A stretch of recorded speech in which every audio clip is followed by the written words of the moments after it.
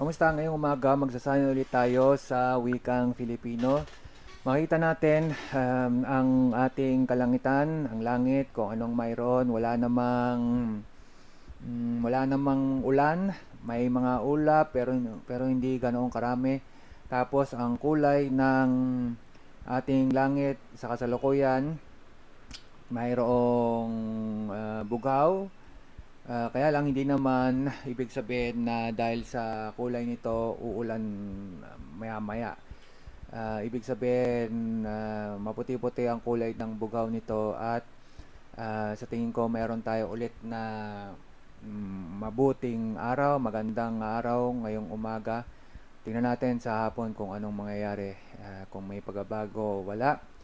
Mayroon ding mga kanina ibon na naguhunihan at saka itong ating itong ating araw, ang kanyang sinag maaring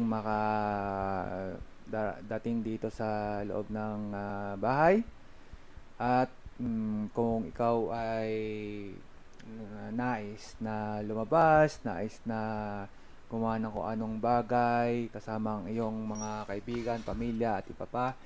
Sa tingin ko ngayong araw ng linggo, maaari mong gawin din iyan at makapagpahinga kasi bukas, Lunes na ulit. At mayroong hanap buhay at mayroong mga kailangang gawin sa simula ng linggo ulit. Sunod, idadagdag ko lang naman din bago tayo tumungo sa mga video dito sa YouTube.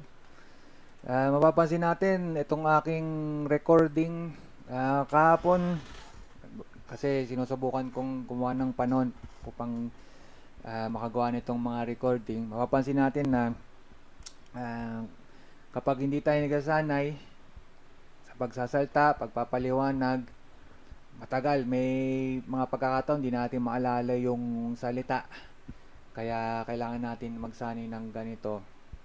At saka, kung nais natin gumamit ng mga salita na talagang mula sa wikang Filipino, hindi mula sa wikang Ingles, wikang Espanyol, ganyan, kailangan nating pagsanayin pa kasi nung unang video o unang recording, makikita natin na gumagamit ako ng salita sa wikang Espanyol tapos gagawin kong wikang Filipino kasi ang unang salita na maalala natin yung sa wikang Espanyol, kaya lang mayroon kasi rin na katumbas iyon sa wikang Filipino, kaya kailangan sanayin natin ang sarili natin upang kaagad natin maalala ang katumbas sa wikang Filipino. Pagkatapos, tungkol naman sa mga video sa YouTube, itong mula sa Nvidia, meron kasi silang panibagong video tungkol sa automotive update. Kung panoorin natin itong video, matutuklasan natin na isang dahilan kung bakit nila ginagawa itong mga graphics card, mga processor na mabibilis. Isang dahilan ito kasi, halimbawa, bibili ka ng sasakyan, bago mo bilhin yung sasakyan, tingnan mo muna kung anong itsura nito, kung sinakyan mo to, anong pakiramdam, ganun. Kaya gumagawa sila ng tinatawag na virtual na sasakyan, virtual na lungsod upang matingnan natin kung ano ang magiging pakiramdam ng pagsakay sa ganitong sakyan at halimbawa rin kung titingnan mo yung disenyo, kung paano ginawa yung sakyan, ikaw ba ay nais mo yung gantong kulay o ano, ganyan. Sa katunayan yan, yung paraan ng paggawa muna ng virtual world, virtual vehicle, makababasa natin yan sa mga pananalisik, mga 30 taon mahigit na rin, mga ganon. Yung sa mga pananalisik mula sa Alemanya, kung saan ang mga tao rin doon naghahanap ng paraan upang mabawasan ang gastos sa paggawa ng sasakyan. Kasi kung bago mo makita ang magiging kinahinatnan, kailangan mo munang ibigay doon sa pabrika upang gawan nila yung sakyan. Naubos na yung oras mo, yung panahon mo, maubos yung pera mo, Kasi paminsan, nais mong baguhin ito, gawin yung ganito, hindi mo kagad magawa. Hintayin mo yung pabrika na matapos, ibibigay sa'yo yung sasakyan. Ngayon, kung may paraan upang gumamit ng computer, ng software, para tingnan mo muna kung ano yung magiging kainatnan niyan. Kasi paminsan, lalo na sa kulay. O, kung iyan yung ginamit mong kulay, ano magiging katumbas niyan? Ganito ba? O ganyan? O ano mangyayari?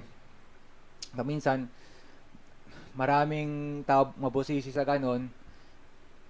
Pinakamege, makita nila kaagad. Tapos yan, kung ayos sa kanila, saka ipagagawa sa pabrika. Ganon. May mga tao na nagsaliksik na yan noon din. At pagkalipas ng maraming taon, 30 taon, mga ganyan, meron tayo nitong balita mula sa Nvidia tungkol sa ganun ang paggawa. Kaya lang, higit na marami na ang maaring makagamit itong pamamaraan. At ang isang bagay din kung bakit ko maalala yon, kasi itong kanyang logo dito sa kanyang channel sa YouTube, ayan o, ganyan yung kulay na naalala natin din ang Alemanya, ang nabanggit ko tungkol dun sa virtual na bagay na tulad ng sakyan na paminsan nais natin makita ko anong mangyayari nito, ganito, bago natin gawin sa actual. At kung marami na tayong ginagawa nitong mga virtual world, virtual na mga bagay-bagay, ang sunod kasi niyan, kung ayos sa atin ang gandong pamamaraan ng pamumuhay dito sa virtual na mundo, gawin natin dito sa actual. Ilagay natin yung ganyang mga sakyan dito kasi nasubukan na natin kung anong nangyayari dito sa virtual na mundo. At yung kanilang, halimbawa, gumawa ka ng mga patakaran dyan. Ano nangyayari doon sa mga tao sa loob ng mundo niyan? Sila ba ay nagiging higit na maligaya o higit na malungkot? Tapos niyan, kunin mo yung mga bagay na ayos dyan sa virtual na mundo at ilagay dito sa actual. Ganun. Meron din ganun na bagay na ating maiisip kung bakit nga ba ang daming tao gumagawa nitong mga virtual na mundo, virtual na mga bagay-bagay. At ang sa katunayan din yan kasi, noong mga panahon pa ng Second Life, maaaring mga 20 taon na nakalilipas nung una nating nabalitaan din yung tungkol sa Second Life. Kasi ba naman, kaya hindi naging kasing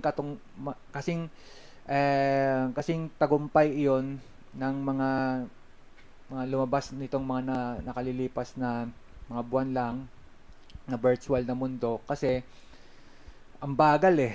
Kung nais mo na malaman yung isang balita, maglalakad-lakad ka na kunyari dito sa virtual na mundo, pupuntahan mo yung kung anong bahay doon, maaari kang lumipad din, kaya lang higit na mabilis pa rin kung makita mo na doon sa website kung ano hinahanap mo, ganoon. Kaya sa aking palagay, hindi naging kasing patok yun. Bagamat marami ang naniwala na ito na yung magiging sunod na pinakabago, tatangkilikin ng mga tao. Kasi maaari silang gumawa ng mga virtual na mga gamit, ibenta ron. Gumawa ng virtual na bahay, ibenta ron. Ganon, di ba? Kaya lang, sa akin, kung nais mo makahanap ng balita, yung tinatawag na mga informasyon, mabagal. Higit na mabilis, kumamit ka na lang ng search engine o ano, halaman mo yung tungkol doon sa balita yon mula sa website. Tapos sa website, nakasulat na roon kung ano yung kailangan mong malaman. Higit na mabilis. Ngayon, ginawa nila ng paraan upang yung mga bagay doon sa loob ng virtual world, mukhang totoo na. Kaya lang, meron pa rin yung isang suliranin na nakita natin noon na higit bang mabilis na matuklasan ang mga bagay-bagay sa ganitong pamamaraan. Yung katulad dito, maglalakad ka, pupunta ka rito sa kabilang barangay, halimbawa, pamalaman ng kung anong balita, at babalik ka rito. Kung ganun din ang gagawin nila doon sa virtual world, bagamat maaari kang lumipad o ano, nabagal yun, hindi ba? Kaya maaring ang tatangkilikin pa rin ng tao yung pinakamabilis na paraan. Ibig sabihin, isulat mo dyan kung anong hinahanap mo, tapos sabihin na lang sa'yo kung anong software dyan o tatawag nila AI robot, AI chatbot, mga ganon, hindi pa.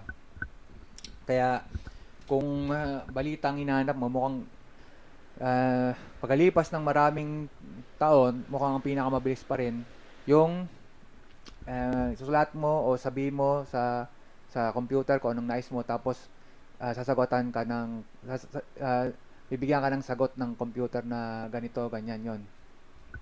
Kaya maaring mula sa paggawa ng virtual na mundo, tinututukan naman nila yung AI. Diba? Artificial Intelligence. Kasi mula sa AI, kung may tanong ka, tapos narinig nung AI, nung computer, maaari kang tulungan, sasagutan niya yung tanong mo, sasagutin niya yung tanong mo. Kasi ganun naman parati yung makita nating pattern, makita natin na ginagawa nitong ah, mga tao sa Amerika, halimbawa, na mm, yung mga balita, impormasyon, nais nila na higit na maraming tao ang magkaroon ng kakayanan na makakuha ng balita na nais nila. Kaya kung dito sa paggawa ng virtual na mundo, mabagal pa rin, tungo tayo sa AI. Upang yung mga robot, mga chatbot, mga software na ganyan, na rin tayong tulungan na higit na mabilis. Tapos isang pattern din na makikita natin sa mga ginagawa ng mga kumpanya sa Amerika, halimbawa, kasi ang kailang market, ang kanilang merkado roon,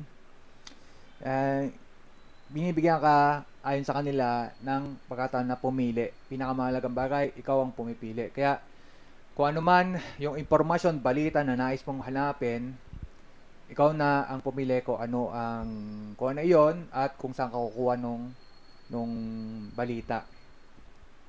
Ngayon, ang tututukan na lang ng mga gumagawa nitong tong software, tong mga application, yung mapabilis na magawa mo yung makapili ka kaagad ng balita. Halimbawa, kung gagamitin mo ang Google, isulat mo na lang dyan, tapos lalabas na isang katerbang mga website na sinasabi sa'yo kung ano ang maaari ibig sabihin niyan, ganon. Ganon yung makita natin pattern na ginagawa nila. At kaya lang, meron din na unti-unti na sumusulpot ng mga suliranin.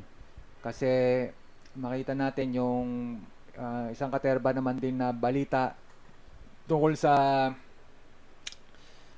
halimbawa yung mga kabataan na naglalabas ng mga kung anong balita tungkol saan sila nakatira, ilang taong gulang na sila.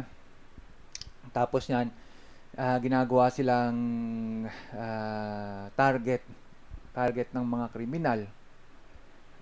Kaya marami yung hindi ba kung alam mo kung saan nakatira tong mga kabatang walang pera, halimbawa, no? Kasi makita mo kung ano kaya yung pinag-uusapan nila, at saka kung ano yung mga larawan nila doon, kumukuha pa yan ng mga larawan nila sa mga mukha nila, sa mga katawan nila, hindi ba? Makita mo saan yung walang mga pera doon.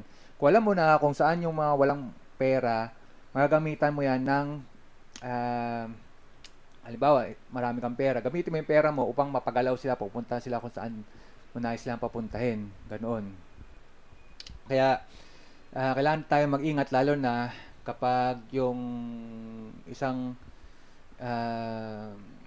impormasyon na maaari mapunta naman sa mga kriminal, yung katulad nga ng sino ang walang pera. Kasi kung alam mo wala siyang pera, magagamit mo yan, bigyan mo ng pera o tatakbo na siya.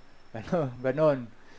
Kaya ngayon naman, ang sunod may gagawa, ganun pala, magyayabangan tayo. Kunyari maraming tayong pera, kaya lang sa totoo niyan, wala. Ganun naman yung gagawa. Kaya lang, paminsan, mahalata mo naman din kasi. Kaya meron tayong mga tao na sasabihin, nakukunyari lang yung maraming pera, tapos mukhang maraming pera, wala nang mga ganun. May ganun naman magsasabi. Ang sauli niyan, ang ibig sabihin niyan, kung wala kang pera, magagamit ka nitong mga abusado, ganun, yung mga kriminal. Kasi alam nila na dahil kailangan mo na kailangan ng pera, bigyan ka nila ng kaunting pera dyan, takbo ka na, punta ka na kung saan. Ganun. Ganun yan. Kaya, yung impormasyon, yung balita, kung tulad ng ganyan, saang lugar ang walang pera, nagiging mapanganib. At mula ron, meron mga nakahalata na rin at gumagawa ng mga reklamo sa mga serbisyo tulad ng mga ganyang platform, mga hindi ba yung tulad ng TikTok, tulad ng Facebook, Meta, na mga balita na yung mga kabataan na kung ano na yung pinapadala dito sa kanilang mga account, kung ano na yung mga larawan, kung ano nung mga balita tungkol doon sa ang ginagawa nila, kung saan sila nakatira, ganyan. Nagiging mapanganib kasi. Ang sagot naman din kasi nyon, nasan yung mga magulang mo, di ba? Bakit di ka ginagabayan? Meron din naman ganun na magsasabi. O kaya, ginagawa naman nung serbisyo ang kanilang magagawa upang yung nanay, tatay nila alam kung anong ginagawa naman itong mga kabataan na minor de edad, no? Yung ganun. Kaya, and makita mo yung mga balita na pinababayad yung Google, pinababayad yung Facebook, Meta, ganoon. Kasi itong ginagawa nila na sabihan nyo yung nanay nyo, tatay nyo na kailangan kayong gabayan, ganun. Mukhang hindi sapat pa rin para sa mga kabataang ito na maaaring hindi naman nakikinig o may sarili silang mga nais na ipaalam sa kanilang mga kaibigan na hindi nila alam na nababasa rin pala ng ibang mga kriminal, ibang mga tao, ganoon. Ganyan yung mga nangyayari at alam naman natin na ang tulad ng mga technology na ganyan, yung mga social network, ang sa katunayan yan, hindi ako ganon gumagamit ng social network kasi alam ko rin na sa huli niyan, alam mo yung magiging pakiramdam mo negatibo sa huli. Ganon. Kaya kung mapapansin natin yung ilang mga nahilig sa social network, sila itong mga ibig ko sabihin yung talagang mukhang hirap na yata to kumausap ng tao kasi kakain kayo, nakatingin sa cellphone. O tapos nag-uusap-usap yung tao sa harapan mo, cellphone. Ganon. Nagkaroon ng panahon ng ganyan, hindi ba? Kaya makita nyo na yung mga tao na ganyan, higit na nais nila na magsulat sa Facebook, sa Messenger o ano, kaysa kumausap sa tao ng harapan. Ganun yung naging dalo niyan. Bagamat unti-unti, halimbawa ako, dahil um, may mga social network tulad ng LinkedIn na sa tingin ko higit na mabuti ang bunga nito kaysa doon sa ilang pang mga social network na mayroon. Kasi doon sa ilang mga social network, karamihan yan panay mga kalokohan, karamihan yan panay mga larawan ng mga hubad na tao, halos hubad na tao, ganun. Ayun kasi yung may mga kabataan din nais makita, ano kaya meron doon, ganun, di ba? Kaya kailangan natin piliin kung aling social network yung pinakamaigi sa kailangan nating gawin. Kaya nga yung nababangin ko yung LinkedIn, ayan, tingin ko. Kung ibabahagi ko kung anong natutunan ko dyan, makikita natin kasi sa aking paggamit nito na yung mga kaibigan ko, yung mga sinusubaybayan kong mga tao, ano yung kanilang buhay, ano na yung kinahinatnan ng buhay nila. Makita mo na karamihan sila dahil naghahanap buhay, pakita nila kung ano yung mga binabasa nila, kung ano yung mga um, uh, sinasam sin, sin, sin, sina ano tawag dito, sinasamahan nilang ah, mga meeting, mm, mga kung saan may mga pagputipon, ganun, makita mo kung saan sila tumutungo. Tapos kung mayroon bang pagbabago o wala. At mayroon din naman yung nakita nila na ito nagawa ko, ito yung inaral ko, tapos yan, may certification na ako, ganyan. Kaya kung ikaw nais mong gumaling din yung iyong kakayanan sa ganyang larangan. Halimbawa sa IT, sa computer, kita mo kung ano ba yung mga kinukuha nitong mga kaibigan mo na naghahanap buhay sa ganitong uri ng kumpanya, sa ganitong industriya. Tapos ikaw, makita mo na bakit hindi ko rin kaya aralin yung mga inaaral nila. Bagamat hindi ako naroon sa kumpanya nila na naghahanap buhay. Kasi makita mo doon sa ilang mga kumpanya na napasukan nila, maring um, higit na nangunguna yung kumpanya niyon tungkol sa ganitong larangan ng IT, sa cloud services, sa mga ganyan. Kaya makita mo, maraming mga ganito yung kinukuha nila, no?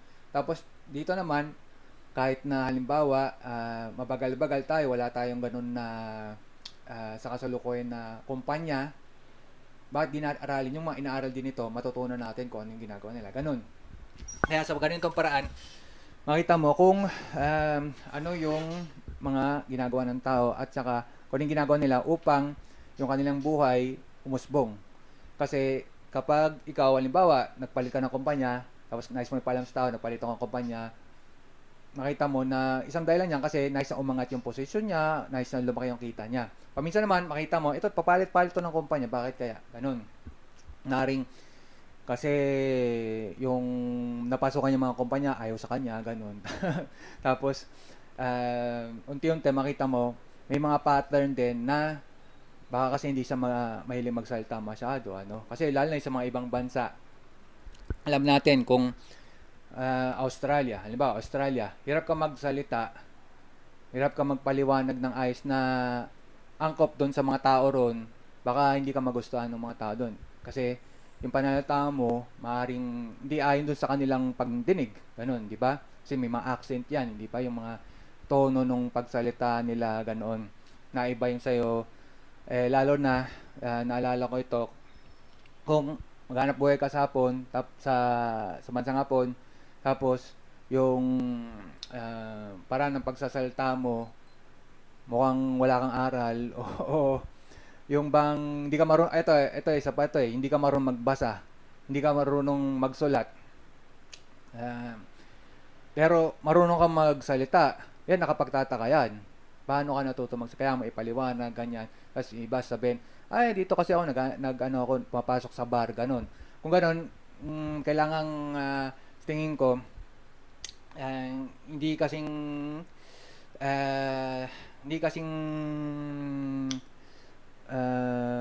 buti iyon kung mapakita mo rin na ang sa katunayan niyan, bukod lang doon sa pagpunta sa bar, nag-aaral ako, pumapasok ko sa ganitong paaralan ganun at natuto ko magsulat, magbasa. Kasi kung alam ng mga tao na ganito, kinuha mo yung ganyan, yung isang tao na naghanap mo sa bar, tapos pinasok mo sa kumpanya, tapos makita mo kung bakit nagkaganon, hindi ba?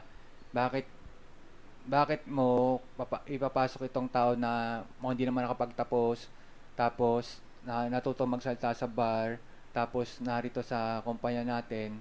Ano yung pakay mo? Bakit mo nais yan? Bakit hindi ka kumuha nung nakapag-aral doon sa paaralan, hindi ba? Ganon. Paminsan magtatanong yung mga tao rin tungkol diyan. Ngayon, kung may kang paliwanag, sabihin mo, naawa ka, o sabihin mo, tingin mo, may abilidad naman to, kaya mo kinuha, ipaliwanag mo na lang, hindi ba? Kaya lang, karaniwan yan, ang pinakamaigi, kung ganun pa man ang kanyang naging simula, kung makapag-aral siya, mapakita niya na marunong siya magbasa, magsulat, maigi, higit na maigi. Katulad din dito sa ibang bansa, tulad ng Australia, kung saan yung ilang sa mga kaibigan ko, bago sila kunin ng ilang mga kumpanya ron, papuntahin muna sila sa pamantasan upang mag-aral doon. Kasi paminsan, sabihin mo, galing ka Pilipinas, marunong ka ng English. Kung marinig mo magsalita ng English yan, hindi mo maunawaan. Tapos, hindi maayos yung kanyang tono, ano, ganun, ano. Papuntahin muna sa paaralan, malaman natin kung nakaunawa talaga yun o hindi. O minsan ganun. Tapos, kung matuto ka na rin yung kanilang parang ng pagsalita, higit na maigi. Ganoon. Ibig sabihin, mm, kung papasok ka sa kumpanya nila, kailangan nila malaman na may kakayanan ka nga. Bukod pa doon sa sinabi mo na nakapag-aral ka sa ganitong paaralan, tapos nakababasa ka, nakasusulat ka, tapos mukhang nakasasalta ka naman, kaya lang, ang pinakamaigi pa rin yan, na dumaan ka rito sa kanilang paaralan at naranasan mo kung ano yung kanilang sistema naman doon. Kaya, ang napansin ko nga niyan, karamihan ng mga lumilipat sa ibang bansa, ah, ano man ang natapos mo rito, pagdating mo roon, kailangan ka pumasa sa kanilang mga examination. Kaya kung pupunta ka ng Canada, pupunta ka ng Australia, ang nais sila malaman kung sinabi mo nakapagtapos ka rito sa Pilipinas, ipakita mo na mapapasa mo rin yung mga examination nila roon.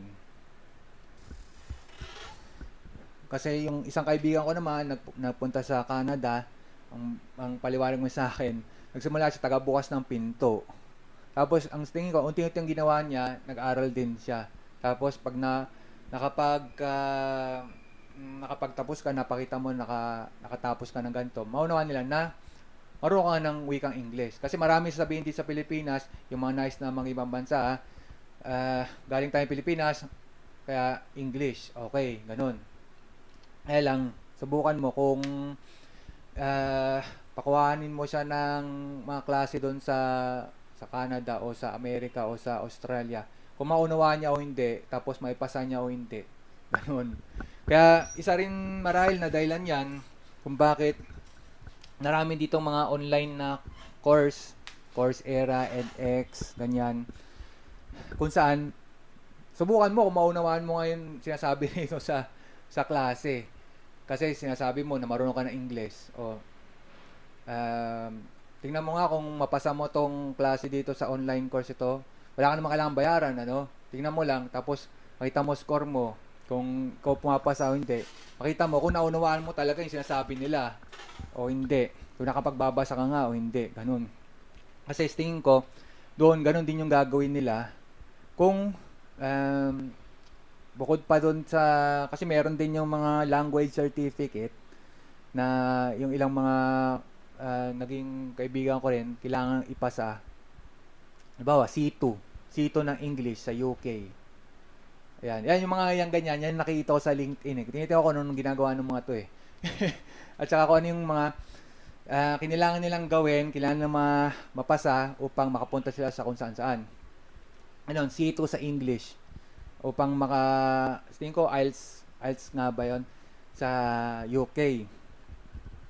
O, kung ganyan, wala ka pang ganyan, hindi mo pa napasa, ano yung may pakikita mo na nagsasabi na naunawaan mo yung kung anong paano sila magsalita doon, kung ano yung sinasabi nilang mga bagay-bagay doon, ganun.